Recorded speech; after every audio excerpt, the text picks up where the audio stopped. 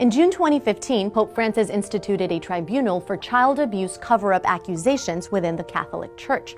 After decades of alleged abuse, some are left wondering why it took the Vatican so long to organize this kind of response. So how widespread is the Catholic Church's sex abuse scandal? The first time we really heard about these abuses was back in the 1980s. More recently, the Vatican revealed that since 2004, it has defrocked more than 800 priests accused of rape or molestation. The Church has also sanctioned some 2,500 with lesser penalties. Since the 1950s, there have been roughly 17,000 reported victims of church sex abuse in the U.S. alone, and these are just the ones that have been reported. An estimated 1.5 to 5% of the clergy is thought to have been involved in cases from countries all around the world. The media coverage of the scandal has been especially large in the United States and Europe, but Latin America, Canada, and Australia have also experienced massive scandals. In the U.S., since 1950, almost 7,000 priests were accused of abuse.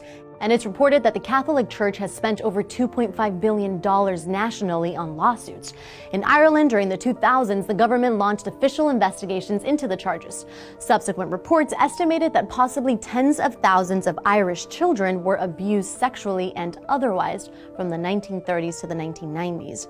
In the Netherlands, a recent report alleged that over a span of 40 years, about 1 in 5 vulnerable children was molested by Catholic clergy. However, some point to politics as the reason for our seeming media obsession with the Church. Cynics point out that several studies suggest Catholic priests are no more likely to sexually abuse children than other religious authorities.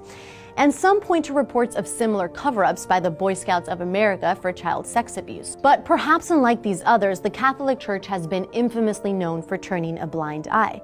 Some offending priests were simply relocated to another diocese where abuse could often continue. However, this seems to be starting to change. In an attempt to make amends, the Vatican instructed bishops and superiors to report credible cases of abuse to local police. Furthermore, Pope Francis has begged for forgiveness from victims and called the abuse a leprosy in the Church. The Vatican's recent actions are certainly a step in the right direction, but the damages to the institution's integrity as well as the damages suffered by the victims will likely have a lasting impact.